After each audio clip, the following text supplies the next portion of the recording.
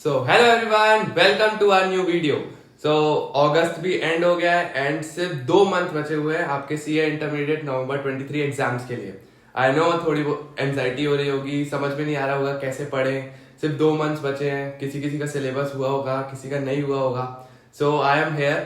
सो आज जो टॉपिक है वो है लास्ट 2 मंथ्स रिवीजन स्ट्रेटेजी, जो आपको हेल्प करेगी नवंबर 23 एग्जाम्स को क्लियर करने में एंड साथ ही में बहुत सारे सब्जेक्ट्स में एग्जामेशन लाने में भी।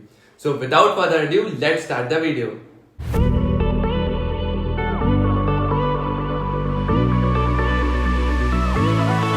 So first of all, your strategy should be कि आपका जो सिलेबस है वो 10th सितंबर तक खत्म हो जाना चाहिए, क्योंकि जब तक सिलेबस कंप्लीट नहीं होगा आप लोग रिवीजन स्टार्ट नहीं कर सकते हैं, क्योंकि आपको रिवीजन के लिए एटलीस्ट 1.5 से 2 महीने चाहिए।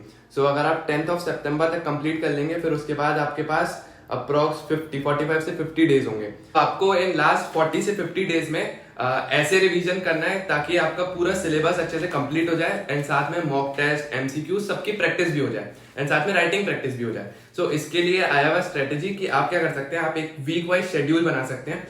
एंड अब आप बोलेंगे कि शेड्यूल की क्या जरूरत है, मतलब वीक वाइज।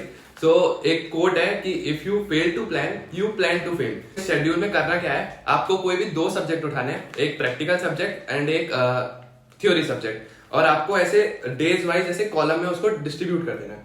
फिर आपको जैसे अकाउंट्स के आपने 1-2 चैप्टर ले लिए एंड लॉ के आपने 1-2 चैप्टर ले लिए, फिर उसको आपको साइमल्टेनियसली करते जाना है। जैसे डे आपका 11 सितंबर है तो 11 सितंबर को आपने अकाउंट्स के 2 चैप्टर प्रैक्टिस कर लिए एंड साथ ही में लॉ के भी 2 चैप्टर प्रैक्टिस कर लिए।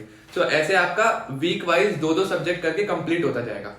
सो आपका जैसे फर्स्ट वीक कंप्लीट हो गया तो आपके एक practical subject and theory subject साथ में कंप्लीट हो जाएगा। अगर आप बोथ ग्रुप्स दे रहे हैं सो आपको 4 वीक्स लेने हैं और 4 वीक्स में आपको 2-2 करके ऐसे 8 सब्जेक्ट कंप्लीट कर लेने हैं। सो आपका अक्टूबर के फर्स्ट वीक या 10 डेज में आपका ये कंप्लीट हो जाएगा, मतलब 1 टाइम रिवीजन आपका कंप्लीट हो जाएगा।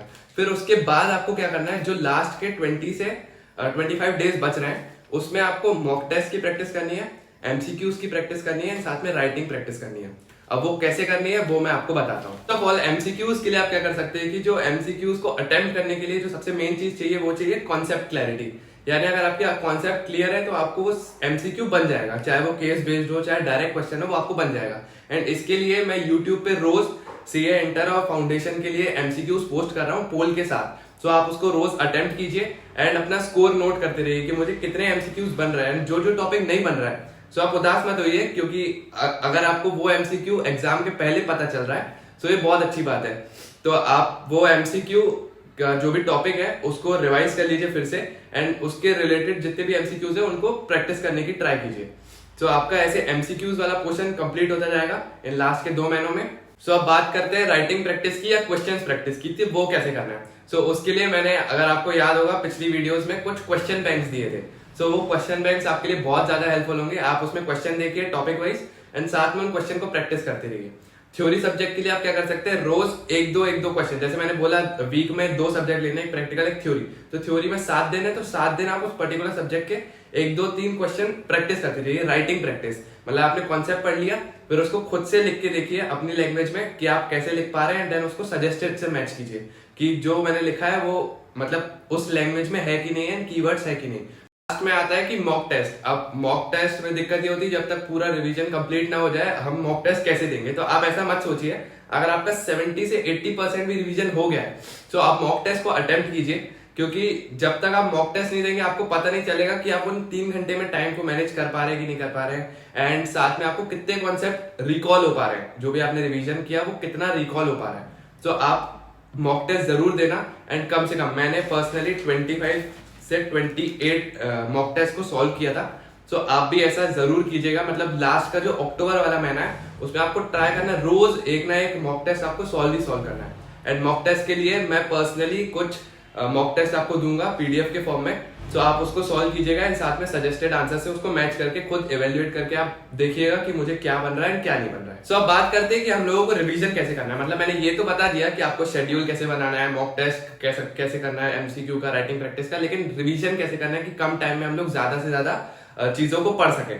सो रिवीजन के लिए आप क्या कर सकते हैं, जैसे आपने अकाउंट्स का सब्जेक्ट उठाया, आपको एक रिवीजन वीडियो देखनी है आधे 1 घंटे की एंड फिर उसके बाद जो भी क्वेश्चन बैंक मैंने दिया उसके क्वेश्चंस आप प्रैक्टिस कर लीजिए या फिर मॉड्यूल के क्वेश्चन प्रैक्टिस कर लीजिए। तो आपका ऐसे एक पर्टिकुलर चैप्टर का पूरा रिवीजन कंप्लीट हो जाएगा। फिर आपने ऐसे दूसरी रिवीजन वीडियो देखी एंड पूरा कर लिया।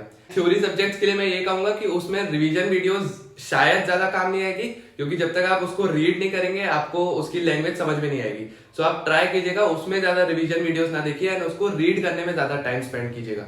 उसको जितना ज्यादा रीड करेंगे तो उसकी लैंग्वेज बनेगी एंड फिर उसके बाद आप जो भी राइटिंग प्रैक्टिस मैंने बोला क्वेश्चन बैंक से, आप वो क्वेश्चन बैंक से राइटिंग प्रैक्टिस कर सकते हैं।